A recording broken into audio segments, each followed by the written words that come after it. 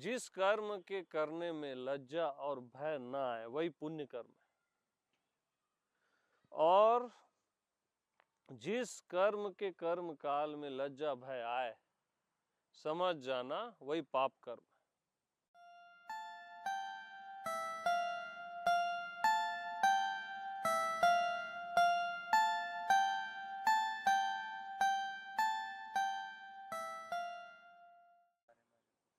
तो वो माँ का जो क्रोध है ना वो प्रेम है उस समय, है ना। जो बच्चा बार बार आग में हाथ डाल रहा है तो उसका दो झापड़ मारना उसका क्रोध नहीं है, उसका प्रेम है। प्रेम करने के होने के अनंत ढंग है। अब कल ही मेरे से किसी ने पूछा कि कोई किसी का मर्डर करता है, कोई किसी का रेप कर देता है, उसमें राम कैसे देखे।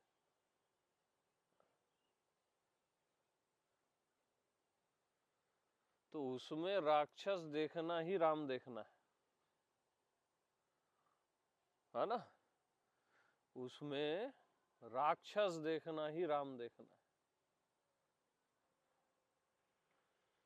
उसका अगर आप राम का सम्मान दोगे उसको तो आप बहुत बड़ी गलती करोगे ना। उसमें आपको राक्षस ही देखना है कि ये राक्षस है।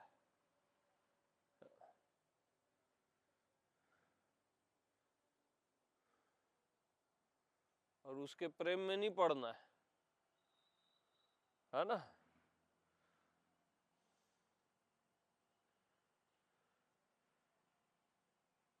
अब लोगों का ये सवाल था कि भाई अब उससे प्रेम कैसे करे, है ना। जो मर्डर कर रहा है, जो रेपिस्ट है, उससे प्रेम कैसे करे। उससे प्रेम नहीं करना है भैया आपको।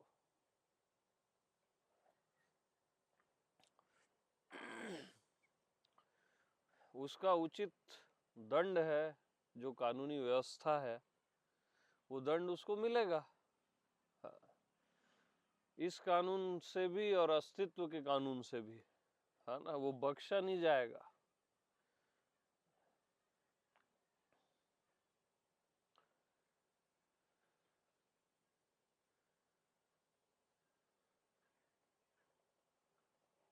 अरे भाई आपके घर में कोई चोर घुस गया, है ना। अब आपके बच्चे को अटैक कर रहा है, चाकू छुरी दिखा रहा है, उसका रक्षा करोगे ना आप। वहां थोड़ी ना क्षमाई धर्म है बोलोगे। अब अपने बच्चे के लिए आप कुछ भी करोगे। तो सिचुएशन पे निर्भर करती है हर चीज। वहां बच्चे की रक्षा ही धर्म है, किसी भी कीमत पर लड़ना पड़े, भिड़ना पड़े। और लास्ट ऑप्शन में चाहे कुछ भी हो जाए, अब कोई आत्मरक्षा का अधिकार तो सबको है ना। हनुमान जो बोले, जो मुही मारा मैं वही मारा, जो मेरे को मारने आया मैं उसको मार दिया बोले। शरीर की रक्षा का भी अधिकार आपको है ना भाई।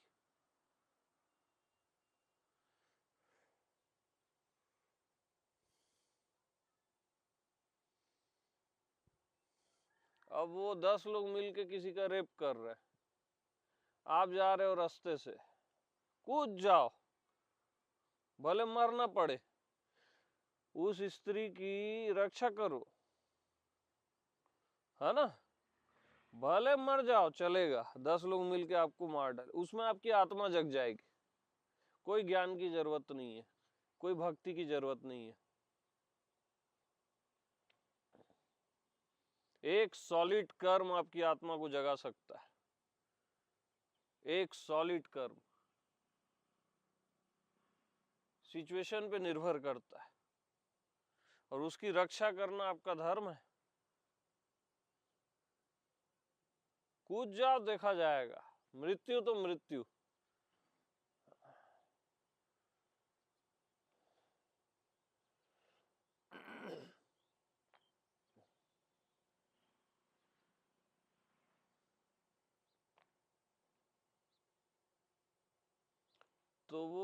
बुद्ध की कथा थी ना कि पूरा जंगल जल रहा था और एक हाथी के पैर के नीचे खरगोश था, तो हाथी ने पैर नहीं रखा, मालूम, खुद जल गया, जिसके कारण अगले जन्म में उसको भगवत प्राप्ति हुई, बोध की प्राप्ति हुई, उसका फल है वो। तो एक सुंदर कर्म आपको जगा सकता है, ओनली वन। तो बेसिक भी स्ट्रांग होना चाहिए, एक सॉलिड कर्म होते रहना चाहिए जीवन में, निरंतर होना चाहिए डेली लाइफ में।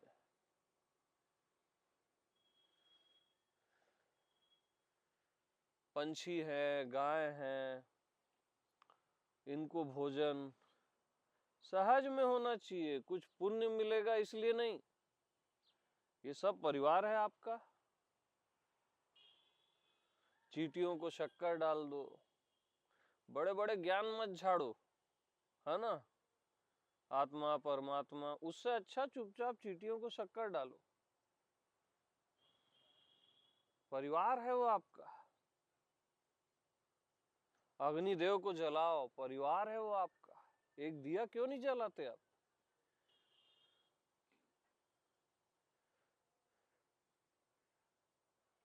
उसमें भी बुद्धि लगाते हो, क्या होता है, कैसे होता है, तुम्हारे ज्ञान झाड़ने से क्या होता है? खुद को भी तकलीफ देते हो और दूसरों को भी। तो नित्य निरंतर सज्जन धर्म, नित्य निरंतर सज्जन का धर्म, उसका पालन करना चाहिए। और कर्म प्रधान विश्व रचि राखा, ये विश्व कैसे रचा गया? कर्म प्रधान है ये।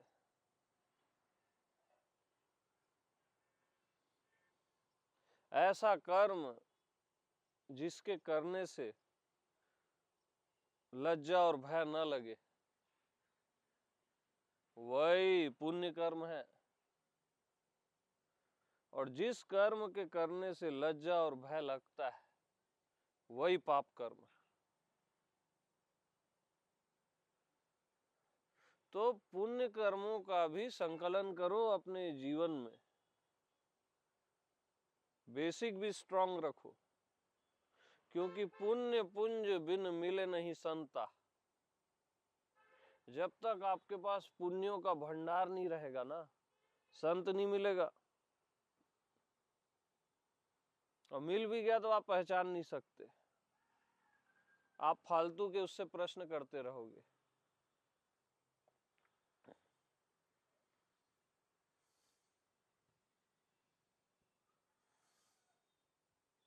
तो पुण्यों का पुंज होना चाहिए जीवन में, लगातार निरंतर अद्भुत पुण्य से आपका जीवन भरा रहना चाहिए।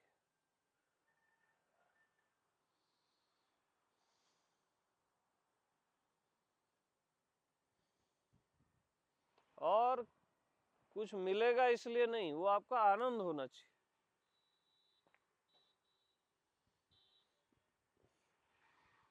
किसी को भी गले से लगा लेना आपका आनंद होना चाहिए, प्रेम होना चाहिए। इससे परमात्मा मिलेगा, पुण्य मिलेगा इसलिए नहीं, वो मिलता है, वो अलग बात है। नियम तो नियम ही है ना, वो तो होगा ही होगा,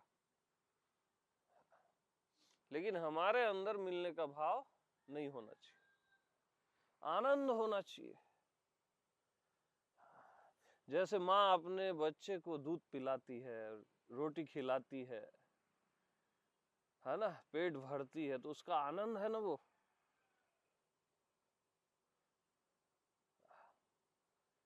तो ऐसी गाय को खिलाना, डॉगी को खिलाना, पंछियों को खिलाना, आपका आनंद होना चाहिए कि ये मेरा परिवार है।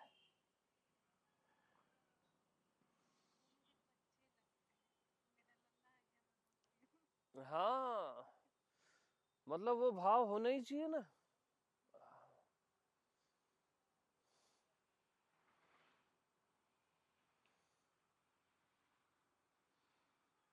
आप एक पार्टी करते हो, 100 लोग को इनवाइट करते हो, भोजन खिलाते हो, बहुत अच्छी बात है ना। आप ऐसे भी खिलाते हो किसी अच्छे कारण से भी, शादियों में खिलाते हो, कोई पूजा पाठ का अवसर है तब खिलाते हो, अच्छी बात है ना, ये होना चाहिए ये सब। डेली भी कर सकते हो आप, हजारों चींटियां हैं उनको शक्कर डाल दो, उनकी पार्टी हो जाती है। पेट भर के वो खाती है ना, उससे जो तृप्ति होती है।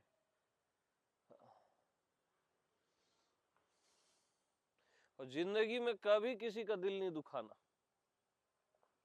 बेसिक याद रखो। मत सीखो ज्ञान ध्यान भक्ति वक्ति सब चलेगा, किसी का दिल नहीं दुखाना, बस इतना भी कर लोगे तो बहुत होता है। स्वप्ने नहीं देखा पर दोषा, सपने में भी किसी का दोष मत देखो, क्योंकि जैसे ही आप किसी का दोष देखते हो वो दोष आपके पास उड़ के आ जाता है। कभी दोष मत देखो किसी का।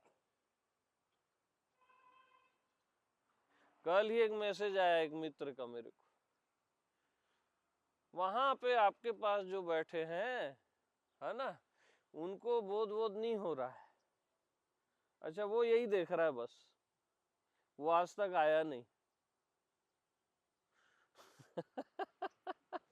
उनको कोई आनंद नहीं आ रहा है, रस नहीं आ रहा है, बस वो ऐसे ही बैठे। मतलब दोष कैसे देखता है आदमी, विचित्र विचित्र लोग हैं।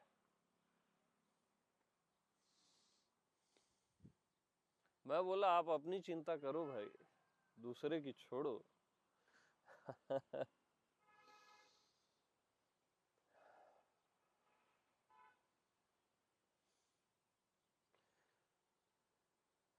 एक मूवी, एक टीवी का चैनल, एक कोई सीरियल, आप 5 मिनट नहीं देखते अगर आपको उसमें रस नहीं आता, आनंद नहीं आता। अब मेरे पास यहाँ महीनों से लोग हैं, कोई ऐसे ही नहीं है।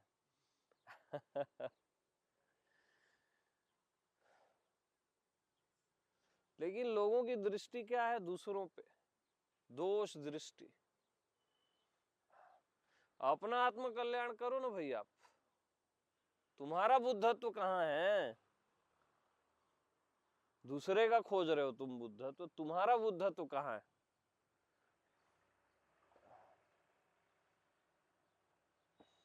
और तुम्हारी सबसे वाहियात सोच क्या है मालूम? कि ये दूसरों को हो ही नहीं सकता। ये सोच आपको भी ब्लॉक करती है, दूसरों को भी ब्लॉक करती है। ये सेंस दूसरों में डालना, वो दूसरों को भी ब्लॉक करता है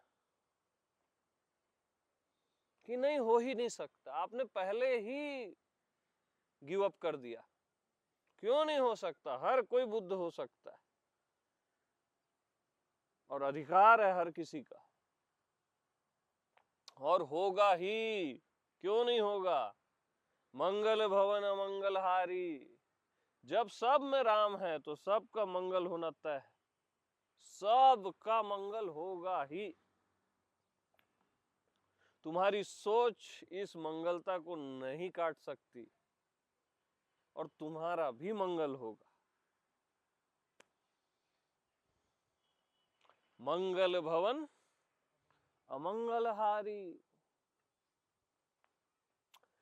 तो स्वप्ने नहीं देखई पर दोषा, सपने में भी किसी का दोष नहीं देखना।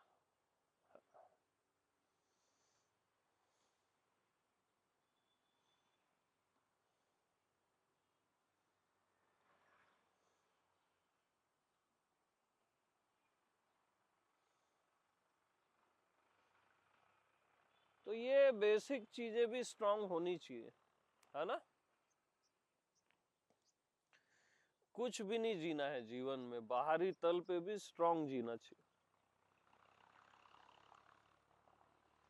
किसी की मदद करो, है ना, कोई गरीब है, कोई बीमार है, पीड़ित है, वहां दिमाग लगाओ ही मत, जाओ उसकी हेल्प कर दो, धन से करो, प्रेम से करो, उसके साथ बैठ के करो, है ना? उसके साथ बैठ के उसको इतना भी बोल दोगे ना, मैं हूं ना, तू क्यों चिंता करता है, तो उसमें जान आ जाती है मालूम।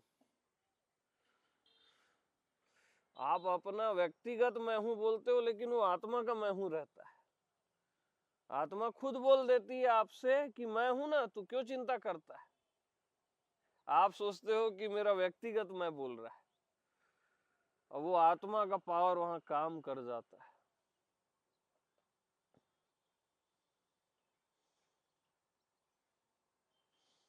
मेरे होते तेरे को चिंता करनी नहीं है, ऐसा बोलते हो ना आप, वो आत्मा की वॉइस है। मैं सब संभाल लूंगा, तू निश्चिंत हो जा।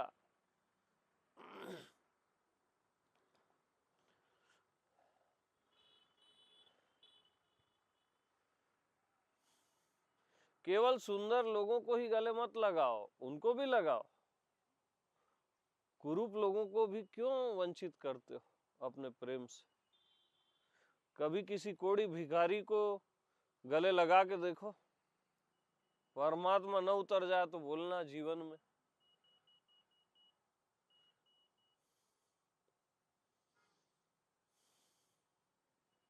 इन चीजों में बहुत आनंद आता है जी, बहुत आनंद।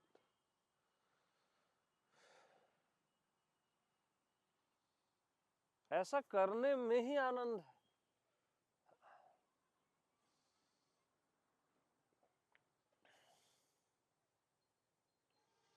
मेरे को जैसे कभी भाव होता था ना बचपन में, कभी भी, तो जैसे होटल गया मैं, कितना समोसा है पैक कर, कितना भी जलेबी है जितना तेरे पास पैक कर, पैक किया, वो निकला मैं, पूरा जंगल जाते जाते रास्ते में सब गाय को खिलाता, और सारी जलेबियों को वो बड़ी बड़ी लाल चीटियां होती है ना, मड बना के उसमें डाल देता था। इतना आनंद आता था मेरे को ये करने में ही, कोई पुण्य उन्य नहीं चाहिए मेरे को उसका।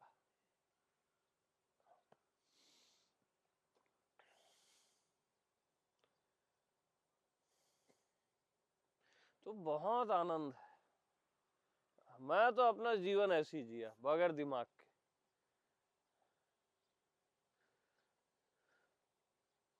अब वो मछली पकड़ रहे हैं, बाढ़ आई हुई है, वो मछलियां पूरा तड़प रही है, पूरा टोकरी खरीद लेता था, वापिस डाल देता था। इतना आनंद आता है ना उसमें। वो ज्ञानी व्यानी होने में थोड़ी ना आनंद है उतना, खोपड़ी के ज्ञानी बने बैठे।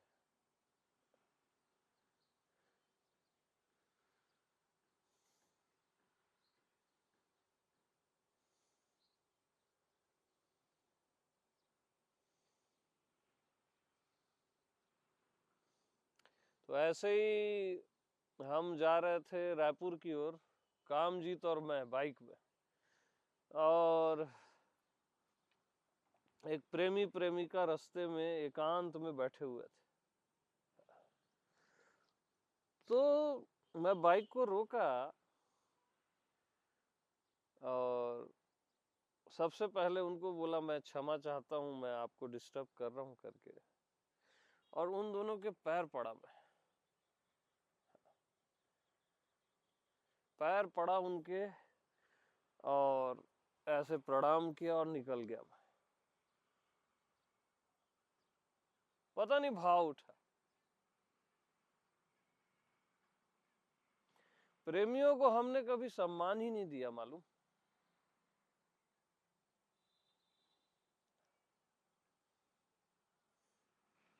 हमेशा ज्वेलर्स की भावना, गलत भावना उनके प्रति, इतना प्रेम में जी रहे हैं वो दोनों, वो एक दूसरे के लिए परमात्मा है मालूम। मनुष्य नहीं है, स्त्री पुरुष नहीं है। चलो भले थोड़ी देर के लिए ही है, 2-4 साल के लिए है, लेकिन वो अनुभव तो है, तो उसका सम्मान होना चाहिए ना।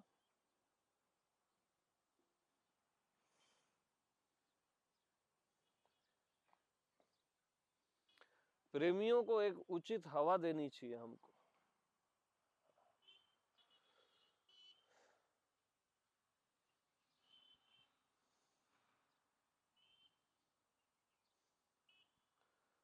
तो ऐसे जीवन में चलते फिरते कर्म होते रहने चाहिए।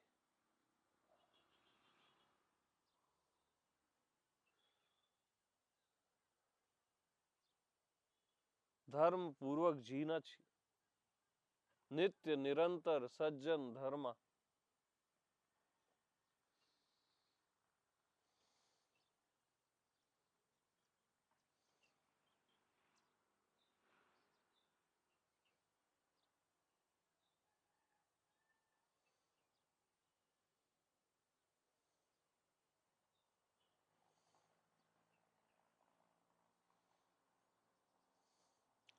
तो कर्मा एक अलग ही दुनिया है और बहुत सुंदर है कर्मा का क्षेत्र भी। हाँ।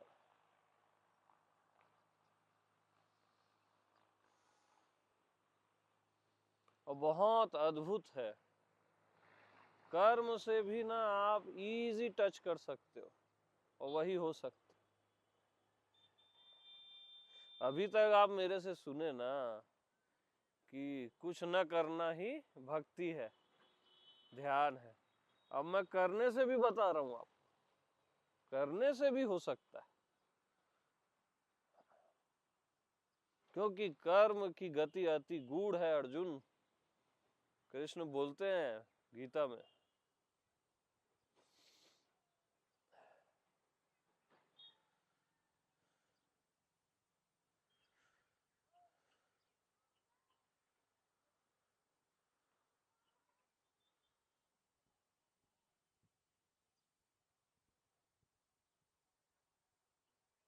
तो जब मेरे सारे संशय गिरे, जिस क्षण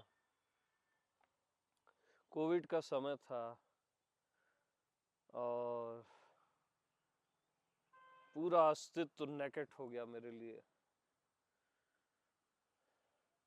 फिर मैं 6 महीने तक किसी से कुछ नहीं बोला। व्यवहारिक बात करता था बट आध्यात्मिक कोई बात नहीं करता था। मेरे को लगा ये बोलने वाली बात है ही नहीं, इसको बोला भी नहीं जा सकता, समझाया भी नहीं जा सकता, असंभव है।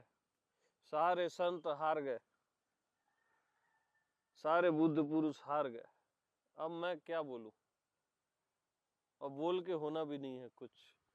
ऐसा मैंने सेट किया और 6 महीने में साइलेंट था।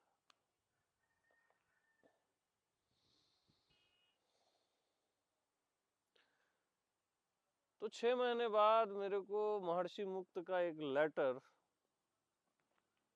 मिला। उस लेटर में किसी के प्रश्न का उत्तर लिखा था और नीचे लिखा था, महर्षि मुक्त तुम्हारा स्वभाव।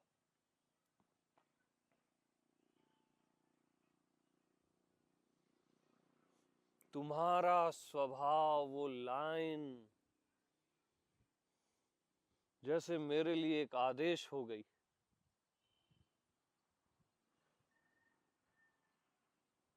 अंतर्यामी की वॉइस हो गई कि बस अब ये आदेश है कि तेरे को बोलना है, और बोध होगा सबको, होगा ही, उसकी चिंता तू मत कर, इसलिए ही तेरे को पैदा नहीं किया गया है। एक ऐसी वॉइस आई।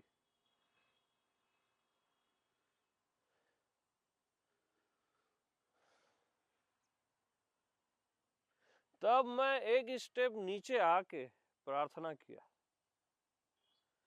भाई आत्म देश में, आत्म लोक में तो कोई ज्ञानी अज्ञानी नहीं, कौन किसको ज्ञान देगा, कौन किसको बताएगा, वहां तो ये सब है ही नहीं।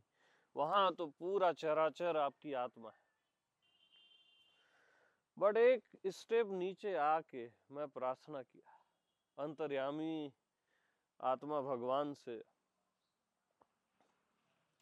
कि प्रभु मैं निश्चित बोलूंगा, बेधड़क सबको ये बोध कराऊंगा ही, निरंतर बोलूंगा, निरंतर सत्संग कराऊंगा, बट मेरी वाणी के कारण कोई भी भटकना नहीं चाहिए।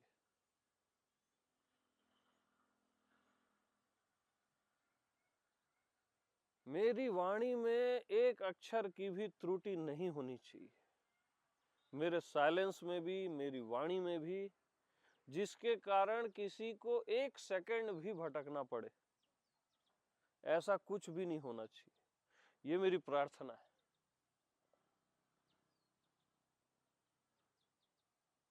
और सामने वाले में जितनी भी भटकन लिखी हुई है विधाता ने, वो सारी भटकन तू मेरे को दे देना।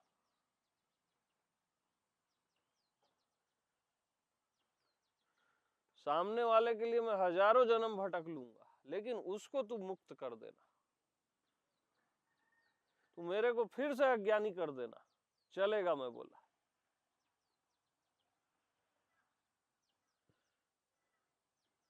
ऐसा बोल के मैं उस दिन से बोलना फिर शुरू किया। ये एक स्तर नीचे होके ये टॉक हो सकती है, फाइनल स्टेज में तो ये टॉक भी नहीं हो सकती, है ना।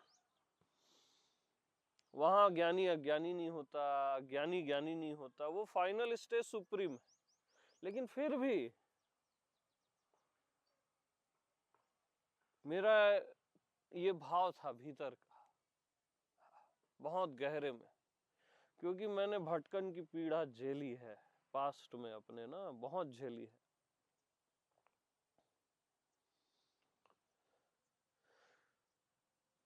तो एक भाव होना चाहिए जीवन में, सुंदरतम। बहुत फर्क पड़ता है मालूम, छोटे छोटे भावों से, सुंदर सुंदर भावों से।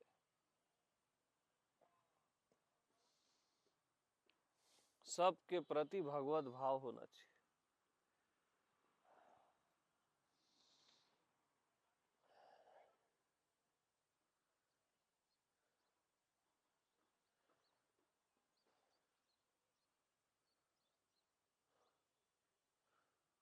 मेरा तो भाव रहता है, कोई किसी दूसरे गुरु के पास भी जा रहा है, संत के पास भी जा रहा है, तो वो वहीं से मुक्त हो जाए भाई, मेरे तक भी आने की जरूरत ना पड़े, कल्याण हो उसका। क्यों मेरे तक आने में वो अपना समय बर्बाद करे। जो जहां भी है वहीं वो मुक्त हो जाए, प्रबुद्ध हो जाए।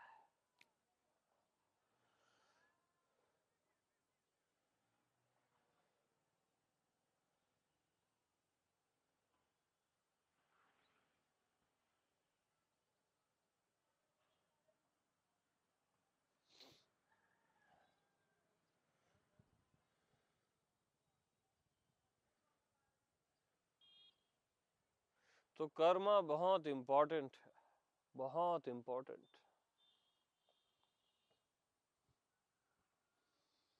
बार बार प्रणाम किया करो इस अस्तित्व को। एक मूर्ति को जाके मंदिर में आप प्रणाम करते हो, उसमें भगवान देखते हो, झुकते हो, कितनी शांति सुकून मिलता है आपको।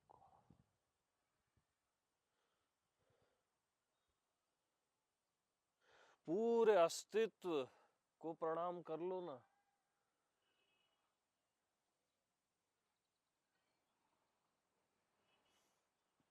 ये पूरा चराचर भगवत स्वरूप है, ये सब प्रभु की मूर्तियां हैं, जिंदा मूर्तियां, जीवंत।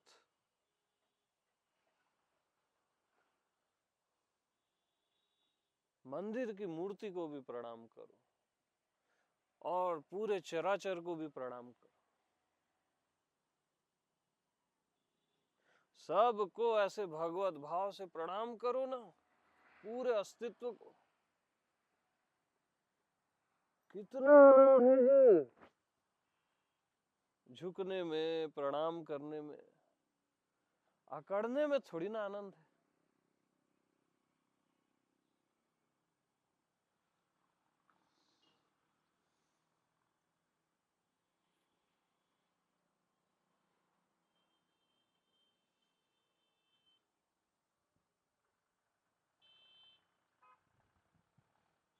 बेसिक हमेशा याद रखो, माता पिता को प्रणाम होना ही चाहिए। अपने ही माता पिता नहीं, दूसरे के माता पिता को भी प्रणाम होना चाहिए। सारे गुरुओं को प्रणाम होना चाहिए, अपने ही गुरु को नहीं, सारे गुरुओं, सारे संतों को प्रणाम ही प्रणाम होना चाहिए ना यार। प्रणाम में ही सब हो जाता है, क्योंकि प्रणाम में राम छिपा हुआ है। विश्राम भी है और राम भी है।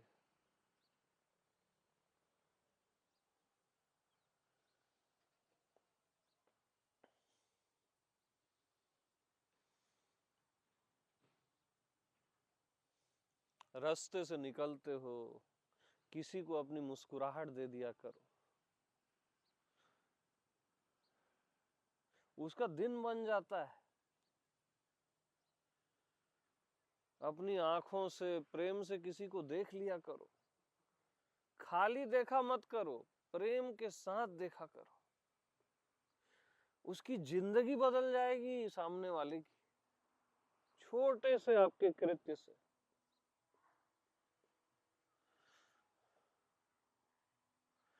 फूलों का बुके उठाओ और किसी भिखारी को दे दो, किसी रिक्शे वाले को दे के तो देखो। खाली अपने परिचितों को ही मत दो, उनको भी दो जिनसे आपके संबंध हैं, लेकिन बाकी भी तो आपका परिवार है। कभी किसी अनजाने को फूलों का बुके उठा के दे के तो देखो।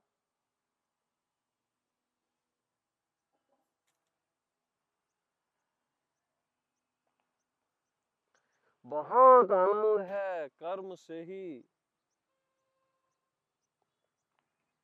कर्म प्रधान विश्व रचि राखा।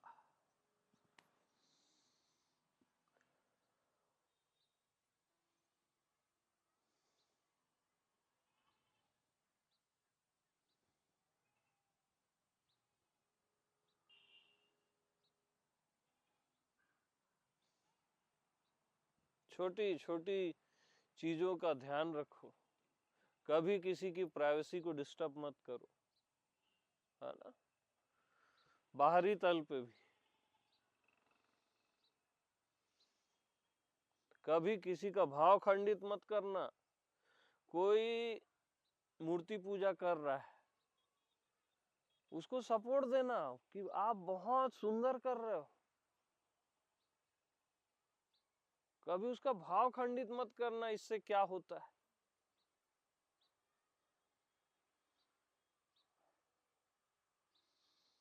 भगवान अखंड है तो मूर्ति को छोड़ देगा क्या? जो किसी को नहीं छोड़ता वही तो परमात्मा है। भाव खंडित नहीं करना। और मेरे देखे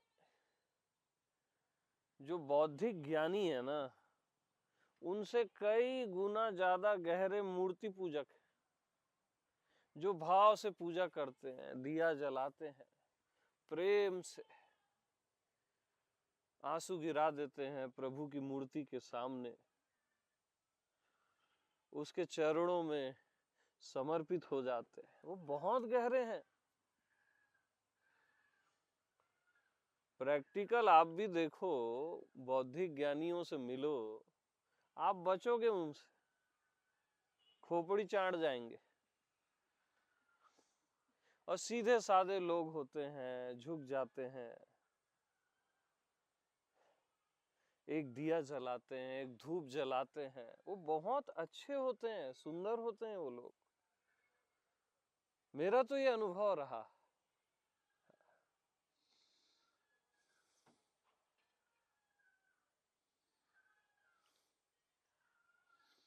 तो फिर किसी का प्रश्न आया ये सुन के कि आप बढ़ावा दे रहे हो मूर्ति पूजा को। मैं बढ़ावा नहीं दे रहा हूं, मैं करने को ही बोल रहा हूं। हाँ,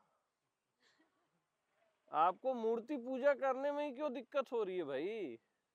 धंधा करने में दिक्कत नहीं हो रही है ना? बिजनेस करने में वहां आपको दिक्कत नहीं है, ज्ञानबाजी करने में आपको दिक्कत नहीं है, ज्ञान का ज्ञ भी नहीं है और ज्ञान बांट रहे हो, उसमें आपको दिक्कत नहीं है। मूर्ति पूजा में ही क्यों दिक्कत है आपको?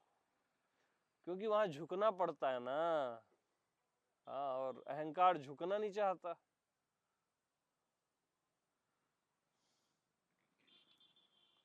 तो मैं ही हूं सब जगह, तो फिर मूर्ति से अलग मान के पूजा करूं? फिर ऐसा सवाल करते हैं। आप तो बोलते हो मैं ही हूं। अरे मैं ही हूं तभी तो आप झुकोगे ना। अगर मैं ही हूं और आप अकड़े हुए हो तो आपने सही मैं को नहीं जाना ना। सही मैं को जो जानता है ना, जो मैं हो जाता है, मैं आत्मा भगवान, वो झुक जाता है, वो राम जैसा हो जाता है। राम छोटे छोटे साधुओं के पैर पड़ लेते थे, जिनको ज्ञान नहीं है, बोध नहीं है। मतलब अवतार सोचो, वो सरलता होती है। वहां वो अकड़ नहीं मारते थे कि मैं ही हूं। वशिष्ठ के साथ हवन करते थे।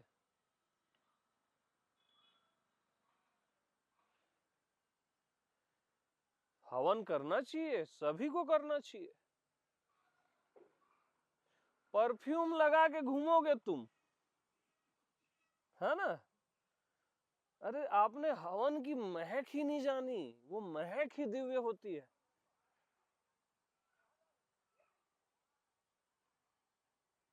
ये सब सबको करना है। ठीक है, जो मैं फाइनल बातें करता हूं वो भी करना है, उसमें जीना है, इन द सेंस कि मैं से भिन्न कुछ भी नहीं, या जो भी मैंने गाइडेंस दी है पुरानी, बट साथ में ये भी, तब आप सामान्य होगे, सिंपल होगे, है ना? और दोनों विपरीत ऐसे आके मिल जाएंगे। एक सुप्रीम वाला कि मेरे अतिरिक्त कहीं कुछ नहीं है, और दूसरा जब आप एक मूर्ति के सामने झुक जाओगे प्रभु बोल के,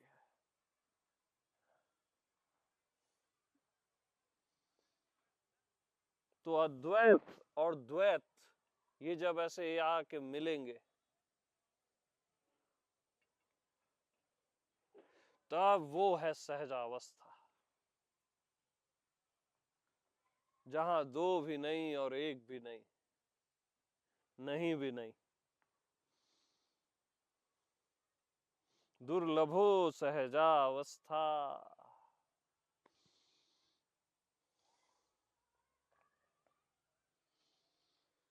तो कर्म प्रधान विश्व रचि राखा।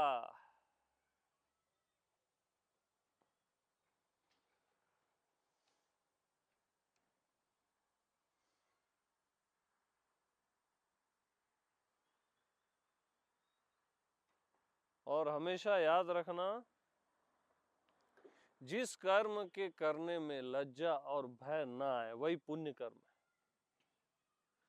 और जिस कर्म के कर्म काल में लज्जा भय आए, समझ जाना वही पाप कर्म है।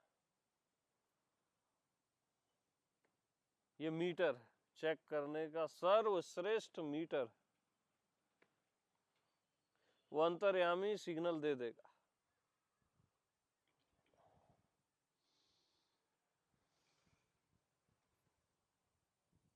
और फाइनल आत्मदेश में जैसे मैंने भी बोला है, कर्ता कर्म और क्रिया है ही नहीं, वहां सब आत्मा ही है। वो सुप्रीम स्टेज भी है फिर, लेकिन बेसिक भी स्ट्रांग होना चाहिए, है ना? उसका भी सभी को ख्याल रखना है। ठीक है, तो सभी को प्रेम प्रणाम।